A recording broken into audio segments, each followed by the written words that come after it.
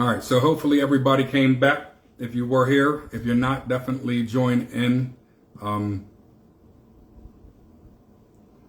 but we are back on a Forever and a Day show. Experimenting with technology is always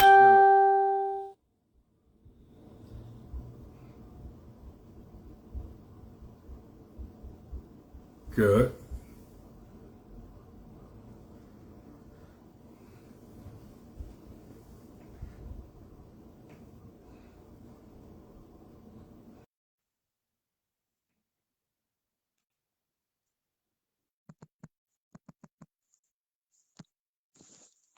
Hey, Boo. All right, so is this better?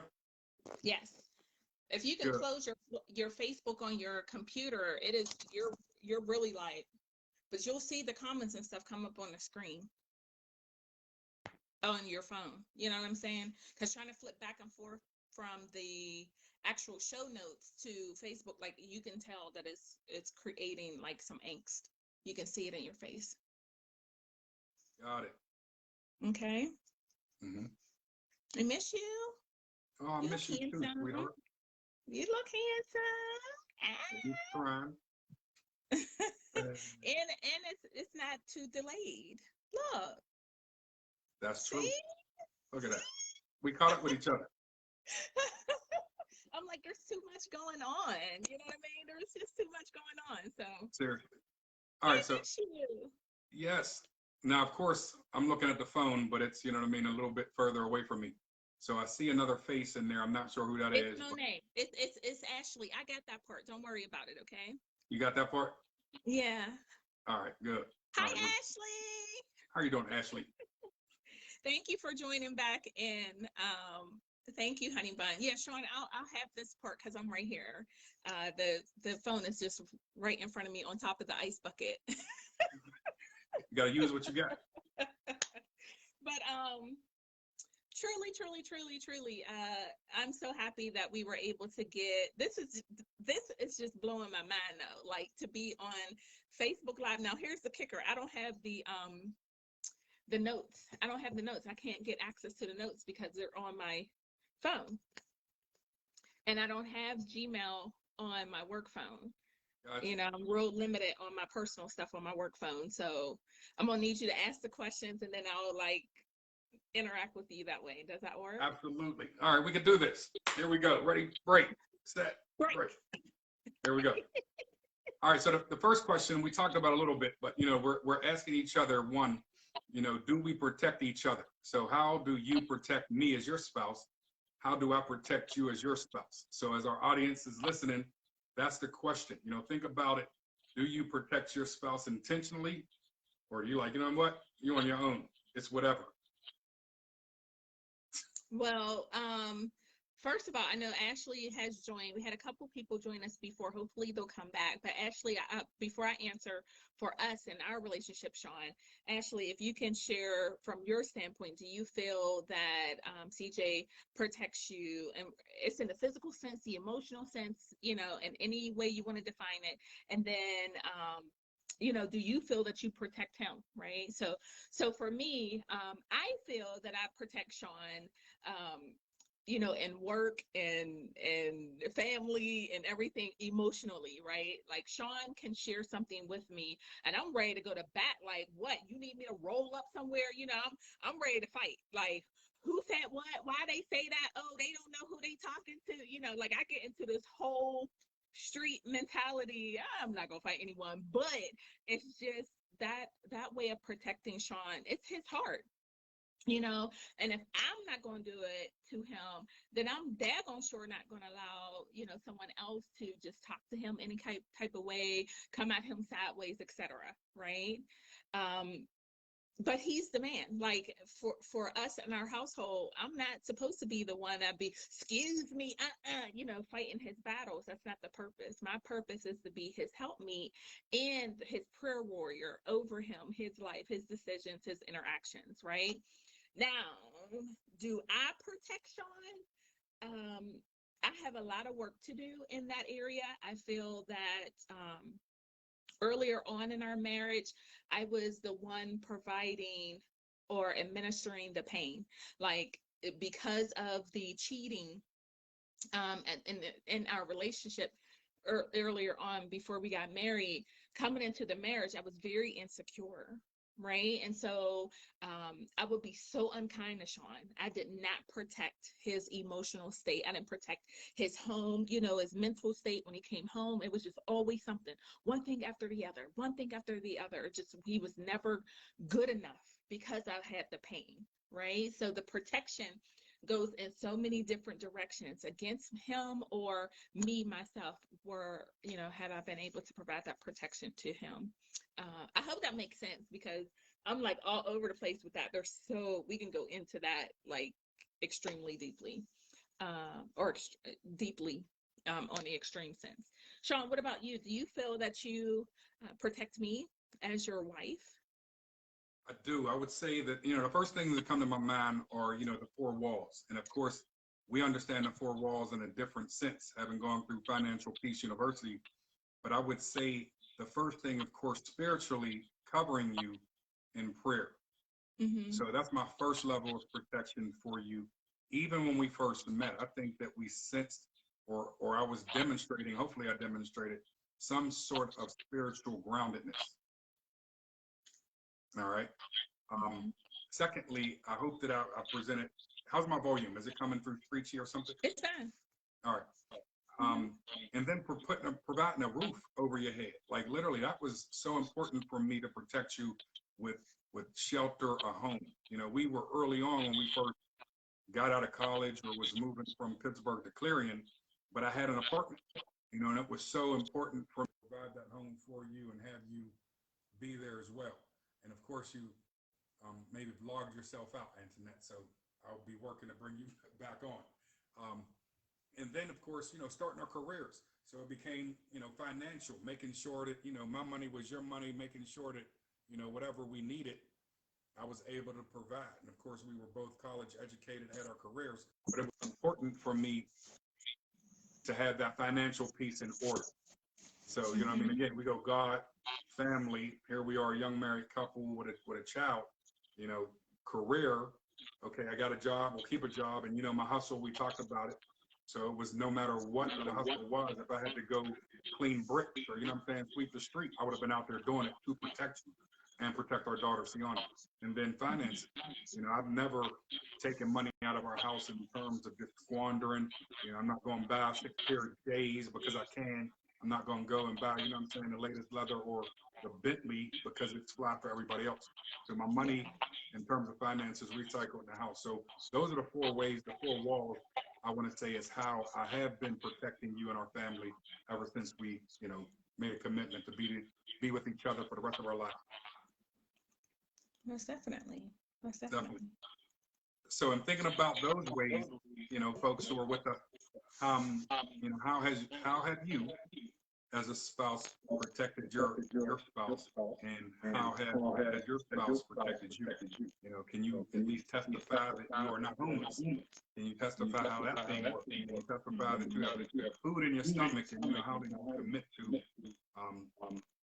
making sure the money for groceries and food in the house? So all these right. are real topics. Mm-hmm. All right. As it is, and again, continue putting those comments in the chat. Taking a look at the word intentionality, we defined it, and of course, it's the noun, and the fact of being deliberate or purposive,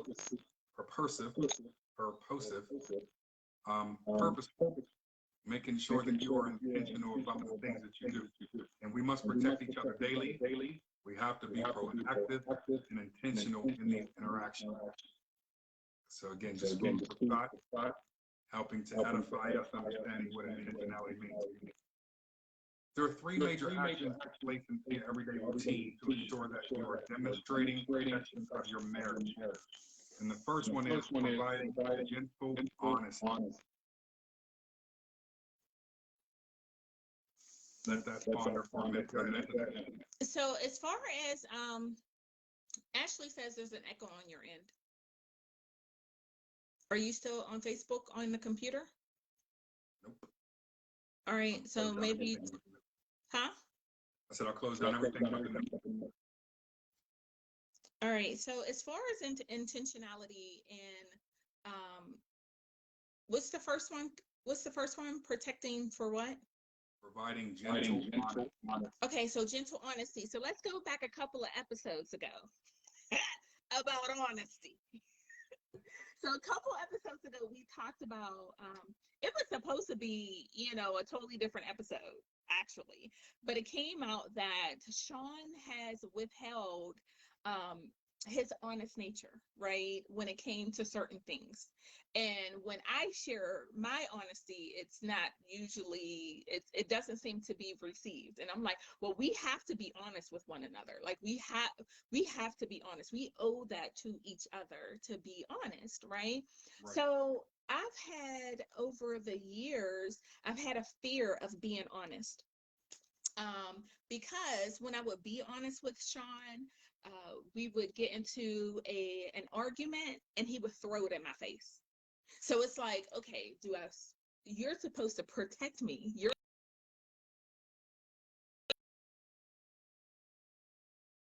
Um, we would communicate and it would come right back to me and it would just be so painful. Now that we are learning how to communicate even better, our marriage is even stronger, the strongest it has been. I've learned that I cannot forsake my truth. And if someone loves me like Sean does, he will respect my truth. Regardless, my intentionality, my deliberateness, my purpose is not to hurt you, but it is to share what I'm feeling. If I don't like it, I'm going to tell you I don't like it. If, if we're being physical, I'm going to tell you that's not cute. I don't like that. There's certain things that if you're really in love with someone and you're really in a relationship and you are mutual in all things, you have to be honest. Sean's like, we need to get back into this intentionality of our gazelle intensity to get out of debt.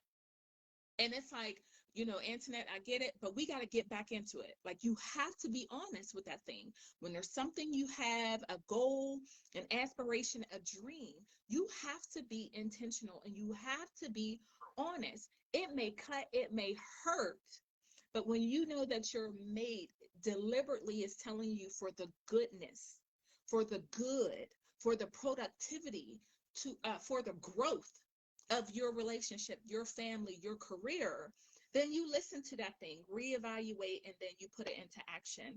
So the honesty piece is extremely important, and it takes a level of maturity that it takes years to build, honestly, because it's trust. In order to accept honesty, you have to have trust, period. Absolutely.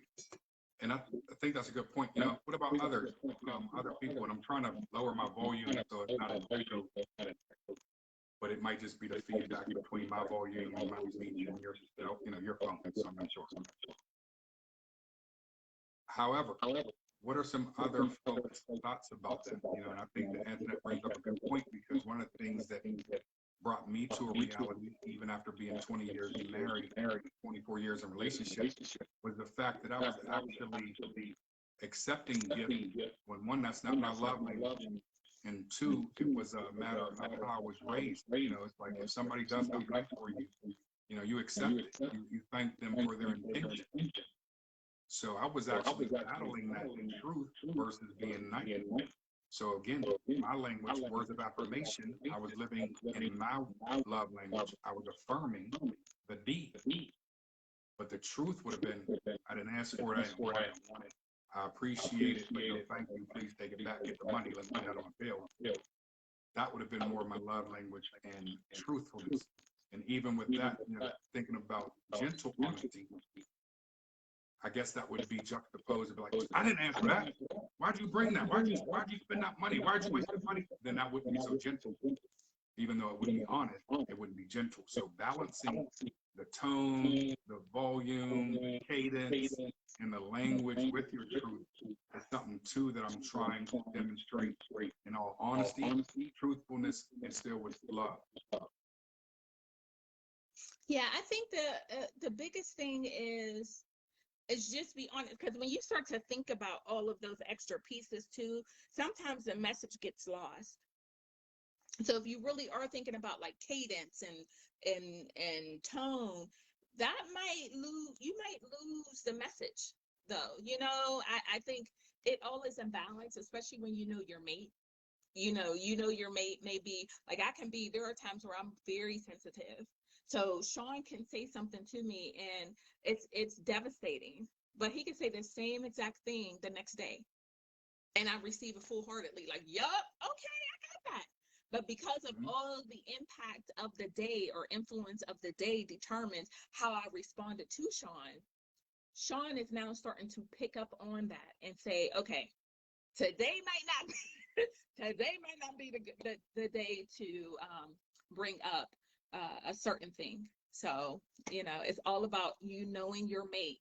Once again, communicating, knowing your mate. I'm going to grab my notes from the conference today. There's a saying that's in the education field that talks about like regulation of emotion and connection. So I'm going to grab that so that we can bring it into the discussion, because I think it's extremely important in all relationships.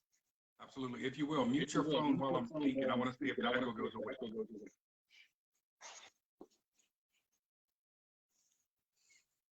Did you mute?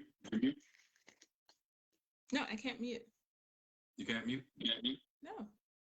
All right. So one of the points, even as we're discussing this, and of course we have friends from all over the place, different states or whatever. So in our relationship with them, husbands and wives, one of the things that we discovered too is that, again, we're not ourselves. People go through this, but this is the idea of the tone is often asked, why you got to say it like that? Why'd you say it like that? And sometimes, most often than not, it's the husband's like, what do you mean? How I said it. And it really is. It might be a bark in our voice without necessarily being the intent. The intent is not to, holler or not to fuss, but to be passionate about it. But how it's received by whom we're speaking, that makes a difference. How is it going to be received? I've had my own son talk about me in terms of, Dad, why do you rage? And I'm like, rage? That's deep to hear that. So if somebody else is receiving it as a rage, then I think it does have to be at least addressed and considered tone, cadence, volume, etc. Mm-hmm. Yeah. So before you go on to the next piece, Sean, I just wanted to point it out. We were talking about, as far as any type of relationship, feeling safe, having the power to be seen, and also synergy, being stretched, have feeling of satisfaction. So when the speaker was talking about the power of safety in a relationship, of course, with students and with your staff, but I'm thinking about it in our relationship, husband and wife. There's this piece about bids for connection, BIDS for connection, right? So there are these nonverbal type of things that we put into action, hoping that somebody hears it, even though it's their actions, hears it so that you can have connection. So for example, they can be subtle or they can be loud. So I come home from work and I have, my 18 bags of groceries from Lidl. And of course, I'm not going to go back and forth to the car 49 times. I'm going to carry all 18 of those bags, one in my mouth, to get in the house. And if you're sitting at the table and you're working on some hiring or whatever, and I come in and I'm like slamming the bags down, and then I come over to the table and I'm like, and you're still, yeah, this is Sean McDonald from Prince William, right? And I'm like, what the heck? Then I go and I'm like slamming the cabinets and slamming the refrigerator, like, because you're not paying attention. And then I finally say, Sean, are you hungry? And you're just like, whatever. And I make some tuna salad or something quickly. I come and sit the tuna salad down and you go, did you use Miracle Whip? So either I'm going to be like, what? Yes, I did, honey. I know you like mayonnaise, or I'm going to fly off the handle. What am I going to do? I'm going to fly off the handle. So you missed all of those bids. I was bidding for your time. I was bidding for your emotion. I was bidding for the connection, and you didn't get it. So because you didn't get it, then it creates a sense of I'm not valued, I'm not loved, I'm not cared for, I'm not being supported, I'm not being protected, right? Because the protection comes emotionally, mentally, physically, heart-wise, right? But if you're just like, and then you point out something that really isn't important and relevant, it changes the atmosphere. So it's important to have those connections with students, with our children, with each other at work, right? Just noticing those very subtle or maybe not so subtle, interactions. And it's important to bid for that connection with someone that you love, and of course we need to be communicating verbally, but there are those times where you come home and you're just like, and your whole body melts into me like, that is your bid for connection. You want me to rub the back of your head. You want me to rub your back with both of my hands. You want me to kiss you on your forehead. It's all good, babe. You got it. You did it. You made it through the day. That's the protection. You're protecting each other's sanity. And that's what I am learning to absolutely love and appreciate about our marriage. Amen. Yeah. Amen. That's a lot, but I was like, ooh. No, that's good. That's good. That's good. What are some others? Are there other comments? There are none. No. Like, let's see. I know that Dr. Caraproso had joined. I'm not sure if he's still in the building or in our live, but I hope that he's able to share his wonderful, some wonderful news in regards to his marriage and what are some of those things that he did to protect his wife and vice versa. Yeah. Definitely. The other piece we're talking about is growth through conflict. So the ideas and the questions here are, whose existence is this? We disagree, become annoyed, and not talk. So if that is how you're growing through conflict, we want to hear from you. Definitely talk about how you exist in your relationship when you become annoyed. The other piece is, people avoid conflict, but in all actuality, conflict can help us grow deeper in our marriage, but we must learn how. And finally, don't avoid the elephant in the room. Don't avoid the challenging situations. True. So talk about that, babe. Talk about that. I was having a conversation with Yanni last night, we chop it up every once in a while. Last night was a good conversation. She and I both realized that even the conflict that we've grown through, that she's become age of majority, 18 or older, as far as the country sees her as an adult. I've had to literally deal with that idea of letting her go, not necessarily providing direction, but being there as a resource. Through our conversation last night, she realized that it's only through our conversations that we get to know each other better. So I was relieved at knowing that, okay, it's worth it, even though the thorns and our rosy tail are there. We have to be willing to still be in each other's presence and go through it, do the work, not avoid the conflict, but do the work to understand each other more deeply. So that's an example, from father to daughter. And even with us, I think the last time which was like last week or so, when we took our chairs down to the boardwalk and changed the game in terms of our date, our conversation was very intentional. And this is kind of where we came to these revelations. So the subject matter made me sweat.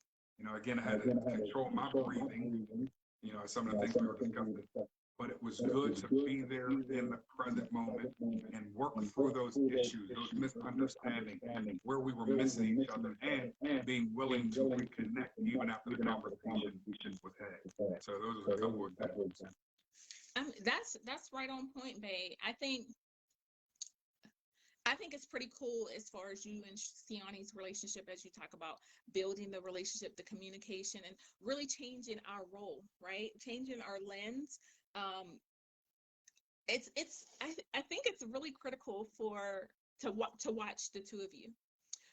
You guys are so much alike, right? And it is beautiful to see Siani's respect change from you're my dad, right? You're always going to be our dad.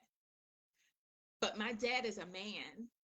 He is a 47-year-old man who has experienced life different than mine, continues to provide for his family, and is still engaged in his children's lives, right?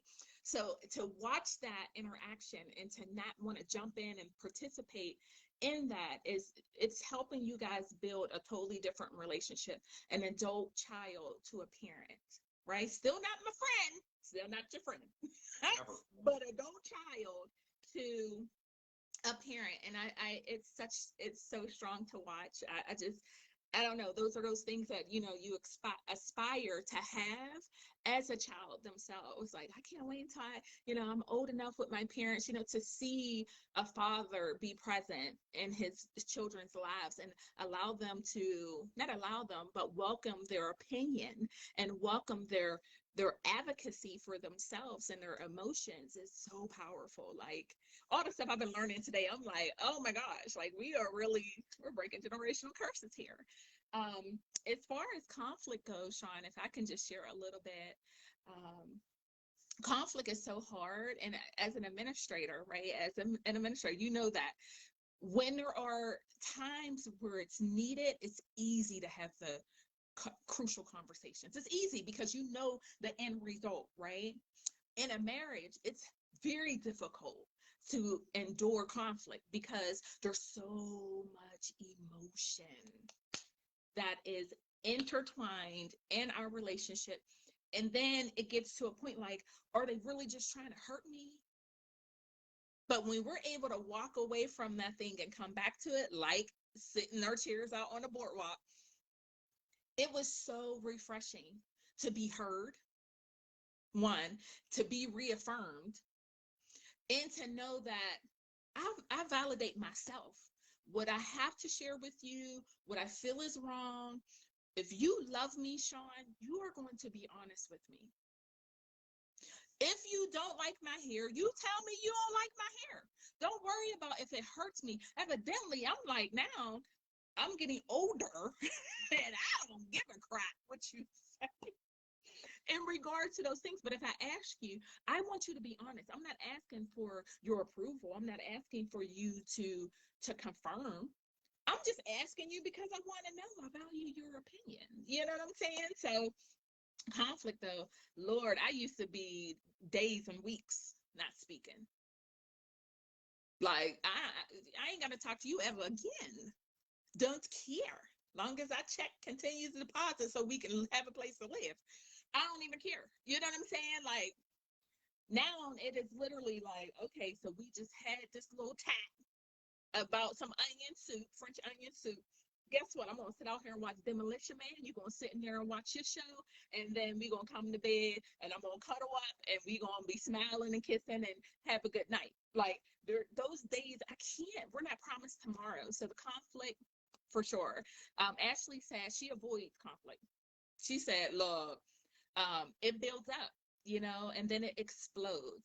But here's the kicker that I absolutely appreciate with Ashley. She said, so I'm working on it.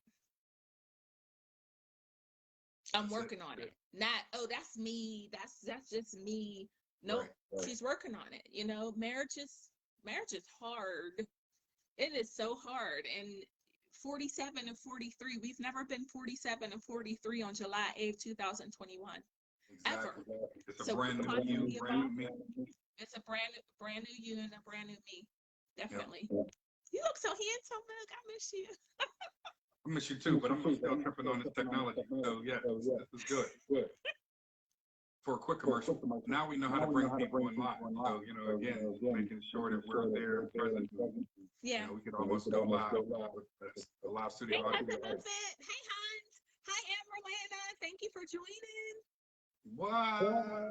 What's going on, family? All right. So one of the things, I know time is running late, but Remember, we're 12 minutes. Yeah, we were 12 minutes into the, yeah, we're a little late. definitely. So if you will, be the timekeeper and let me know when you want to wrap up. About 10 more minutes, yeah. All right. The other points under that topic is, choose to fight for your spouse and not against them. Your team, a team of three. So it's interesting. We can talk about that, if you will. Who's the team of three? The team of three is God, you as a wife, you as a husband. Amen. That's pretty much it when we talk about marriage. Of course, you can put your own spin on it as you are in relationship, whether it's at work, all of that. But for this moment in this time in the show, it is about that three-strand cord. This is it's God. It's God. And then it's the two of us. And when he's not in the center of our relationship, the head and the center of our relationship, our marriage struggles. Yep. Our marriage, I mean, it's you can feel it. Like as soon as we are making decisions that are not what God has told either Sean or myself, then it's a done deal. You can feel it immediately. Things start to fall apart. You start to feel it, like physically. This is not what God has told either one of us to do, right? So it's truly important. If you have a relationship with God, with a spiritual, I'm no judgment, all inclusive. If you worship or not, what are some of the things that you feel you need to maintain your relationship in a marriage? From the biblical sense, for us, it is truly God. God is the head of our lives. God is the head of our marriage. Sean and I both believe that Jesus is our Lord and Savior, and we feel that when we stray from that, we allow the enemy to come in and give him permission over our marriage. And the enemy is only there to seek, destroy, and kill all things that God has for us. So, yeah, we're trying to stand firm on that thing. Absolutely. So I hear you, and I'll summarize this and what I heard. What would Jesus do? I think that guides my thinking. You know what I mean? Again, Jesus and our faith lets us know that by his stripes we are healed. So there's really no fight between my wife or anyone else that, would I would want to embarrass Jesus. I wouldn't want to, bring dishonor to who I claim as, my Lord and Savior, our Lord and Savior. So again, what would Jesus do? Would he want me to turn the other cheek? Would he want me to handle it differently? Still advocate for myself, still be assertive, but again, not go off the handle, not be mean, not be insensitive to the point where it's like, forget anybody else who's not fulfilling, so that's one of the things I try to keep. That third Godhead, that unity candle that we lit at our marriage, still burning. We're in it together. Amen. Afraid of hurting your mate. What's your intention? So again, this is just a kind of third point there. But are you afraid of hurting your mate? We talked about a little bit. And then what's your intention with regard to how you're relating or how you're avoiding conflict? Couple other questions. Go ahead. I'm sorry. No, I was going to say, to try to go back into that whole protect daily, right? So we talked about praying, and we talked about being honest, your intentionality, things like that. For me, when you tell me the truth, I feel the ultimate protection. I feel that you have my back. If there was a situation when I was an assistant principal or even as a teacher, and I shared with you what my reaction was, you didn't say, oh, well, that was good, lying to me. No, you imparted a lot of wisdom. Like, Antoinette, remember who you are talking to. You may be right.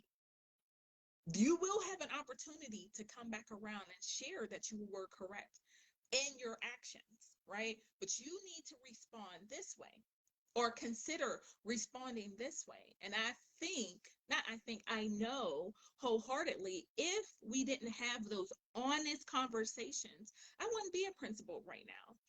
I feel that God placed that wisdom into you to place into me, because I was really like ready to fly off the handle. Oh my God, can you believe And it's just like, well, Antoinette, think about it. Do you know what their day was like? She's asking you to do it. Yeah, you may have to check the box, but you can come back at a later date and have a discussion. Get on her calendar, meet with her, make sure you write your notes down. Giving me those tools and suggestions and options, right? Help me, Sean, and I feel like you're protecting me career-wise, financially. All right, our salaries go up in 6 days, 7 days, right? And it's like, all right, so we get this much more in our check. So Antoinette, this is what I'm proposing that we do. I trust you with that. You're honest with that. Not, oh, well, you can just go ahead and add that to your allowance each pay. No, this is what we need to do. So I trust you. You're protecting me physically, emotionally, spiritually, financially, God, family, career, and finance. Amen. All of that. I trust you with that because you were honest with me. Mm-hmm. Yeah. I received that. And again, I believe that, coming from God, I don't think that I'm smart enough to kind of come up with it on my own. So I'm glad, again, that third report is leading our lives. True. Amen. True. All right. How are we doing on time? We're good. We can just finish up. Yep. So taking a look at this third category is thinking a step or two ahead.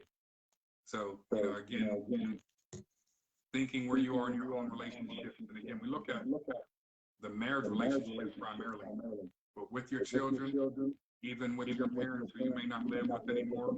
Some of us may still live with our parents. Yes. So even in that, how do you stay 2 steps ahead? And these are questions or thoughts. Empathizing with our spouse postures us to be a helpmeet during hardship, challenges, and burdens. Think about their needs so they don't have to ask for support and attention. Let's just deal with those sort of. Yeah. What are your thoughts? Well, I know I've been going first. Why don't you just share your thoughts and I'll come in behind you since it's right in front of you. Definitely. So, empathy, and we talked about this. If we didn't most recently, I definitely had a conversation again with Johnny last night. So empathizing, I have to make sure that I'm empathizing, not sympathizing. Yeah. So empathy, again, is being in a mirror posture. You know what I mean? So mirror posture would be this, not this. So a mirror reflection. So empathizing with the person who's having a bad day. You're trying to get into understanding, okay, I'm understanding you had a bad day. Was it a conversation that you had with your colleague? You know what I mean? So you're empathizing with the emotional situation, but you're not sympathizing like, they sure did you wrong. Right. That was messed up. So again, just being objective in the empathy. So when I'm empathizing with you, I have to, again, be an active listener. Mm-hmm. I can't be quick to judge, and I can't be thinking about other things I have going on or what I'm about to do, because then it won't be good for you or me, because I won't be present. Hardships, burdens, and challenges. So even if it's a hardship, again, we can take a look at what we've just come through in terms of COVID.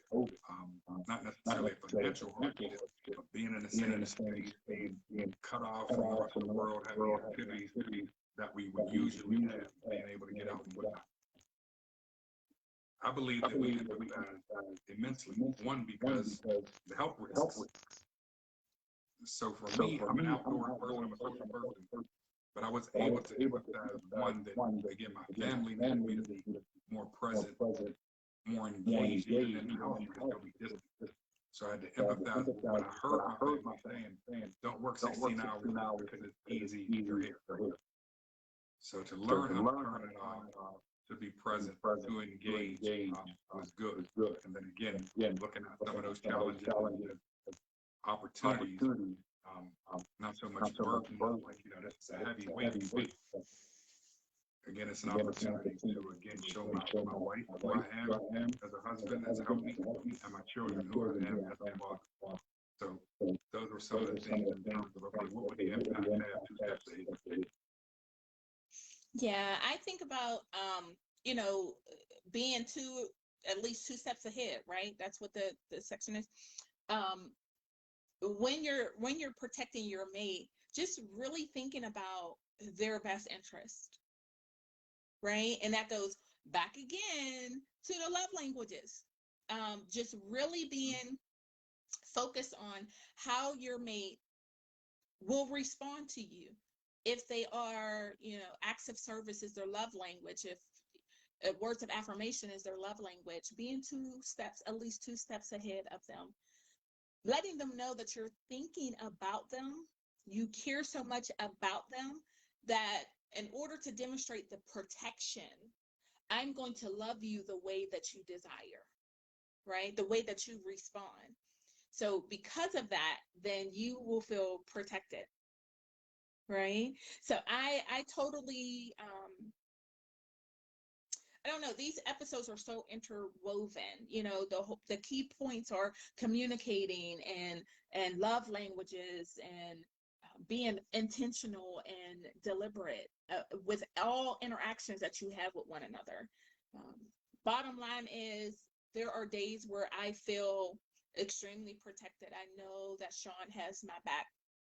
And then there are days where my outside, the impact of my, whether social media, it's work, it's a relationship with the kids, it's an interaction I had at the store, it changes, or not changes, it impacts how I connect with Sean. So where I may need that connection, that what was it called? Bid for connection. It changes my way of feeling protected temporarily. And then I come right back in alignment. Once I put God first, I come right back into alignment, and then we're able to have that connection, and I'm able to have that feeling of protection. And I truly, truly appreciate that and yearn for that every single day. So much so that I'll probably become extremely spoiled and that will be my expectation all the time, which it should be, right? I should feel protected daily. Right? Yes, I think that, you know, comes to mind as far as like, I think there's something either on social media or whatever, is your tank full, or, you know, is your tank empty, or something to that effect. But as I'm listening to you, think about that too. You know, are we walking around in relationship with each other half full? You know, or becoming used to being empty. You know, so again, it's talking about whether or not we're in a hardship or not, whether 2 steps ahead were considered or weren't considered. Was there an opportunity to fill your tank? Was there an opportunity to fill my tank? Or we allowing each other to walk around under half a tank on E? That's deep. That's deep. Yeah, that's a really good point, Hans. And I think that all of you who are in relationships, whether, you know, married or, you know, with a mate or whatever your relationship status is, are you walking around? You personally walking around with a half tank or empty? And what are you doing to fill your tank? But then also, what are you doing to fill your mate's tank? We are not responsible for our mate's happiness. Let me, because I don't want that to get misconstrued. Speak on it. We are not responsible to make our mate happy. I've learned that within the last like 18 months. Sean is not to make me happy. This is something that is internal, right? That's why we have therapy and all, you know, Bible devotional, like get your relationship aligned, all that. So please don't get it misconstrued, like, oh, why he got to fill my tank? Well, he's your helpmeet. You know, if you're married, he's your helpmeet. He's supposed to help you fill your tank, because your love is not just for you, it's for him as well. It's for the marriage as well. And so I don't want you guys to take my words and think that it's, you know, my husband is supposed to be making me happy. It's self-esteem for a reason. Self-esteem for a reason. And that took me a long time to learn that, didn't it? I'm proud of you. You did a lot of work in that neighborhood. Yeah, I was all up in that neighborhood for a few. Absolutely. So we think about, and again, other, what are your thoughts? Are there any other comments? Yeah, Ashley said that is definitely deep. That point that you stated, Sean, that's on point, babe, because you have to do a reflection. You can't be good for anyone. And we know that as mothers and fathers, but I can only speak for as mothers. We can't possibly hold down a fort and we are totally empty. Like there's not even a drop. So how are we going to continue to pour into someone else if we're not healthy ourselves? And it's the same in a marriage, a husband and a wife. You have to be, that was good, babe. Like you have to check your gas. You have to. That's a good one, honey bun. I think that, again, it talks about, for me, what made it come to mind is the fact that hardships aren't necessarily apparent. Like, you know what I mean? You might necessarily think that I'm in it by myself, like you're in a relationship, but oftentimes I think, you might be in a situation where like, she wouldn't understand or he wouldn't understand. So really checking in emotionally allows you to be like, all right, well, one, I'm not by myself, going through this thing, and two, having that opportunity to hear your spouse's heart. And if you're working on being empathetic, again, you're not solving problems, and I'm learning that as a husband and a father. I'm not a problem solver, but I have to be present to hear the problem and listen wholeheartedly to the problem. And again, we talked about cognitive coaching and whatnot, but having that conversation allows you to work through the hardship. I'm there as a coach, consultant, collaborator, but allowing you to work with a person you trust is important. And again, the burden, lay down my burden, then you're able to help fill that tank. You know what I mean? With good stuff. So I'm hoping that with today, this has been so crazy. I am in the Midwest. I'm in the West, y'all. I'm in Chicago, and we are able to have this show. Some of you guys are probably like, well, okay. No, it's really cool to be able to still connect with you guys and connect with each other via Facebook Live. And hopefully you receive some nuggets that, causes you to think, causes you to have some sentence starters, conversation starters with your mate in regards to how you feel protected daily. And if you don't feel protected by your mate emotionally, mentally, spiritually, physically, heart-wise, then you need to have that conversation. There's really no need to be in a relationship if you don't feel protected. And if you don't feel comfortable enough to be honest with each other, there's a lot of reevaluation that needs to happen. But bottom line, I really hope that you guys walk away with it. Just one piece, not necessarily the whole show, but just one piece that resonates with you and can bless your relationship. And like always, it's not ours to keep. All right. So you've just spent time with Sean and Antoinette. Sean's in Virginia. I'm in Illinois. Of the Forever and a Day Publishing LLC, where we focus on 4 tenets: God, family, career, and finances. Please join us next Thursday for another episode. We are present on Facebook, Twitter, and Instagram at FAAD LLC. We also accept all emails at faadpublishing@gmail.com. And just let us know how you and your mate are, traversing through this life together. Please leave a comment. We always love to see that those have come back and watched our episode. We do respond back to you guys. And just, I wanted to, before we leave, I'm sorry, I know we were at the closing. Dawu had asked a question during our first live, like when we were trying to figure things out, and he was saying, how do you create a connection long distance? And I'm hoping that you guys, even though Sean and I are nowhere near each other right now, I'm really hoping that you can feel the love and the respect and the admiration that we have for one another while we're on this live. whether we're together or apart. That's how you keep it alive. When you keep your mate first, you first, right? That creates the love at a distance or long distance. And I hope that you guys I pray that you guys receive the blessed word today. We love you. We appreciate you. You guys have a phenomenal weekend, and we will see you next Thursday. Absolutely. God bless y'all. Definitely have a good night. Stay safe and healthy. And I miss you, sweetheart. I love you. Love you, Moot. And I'll talk to you later when we have our private conversation. Sounds like a plan. All right, love you. Talk to you later. Love you guys. Bye. Right. Thank you. Bye-bye. Bye-bye.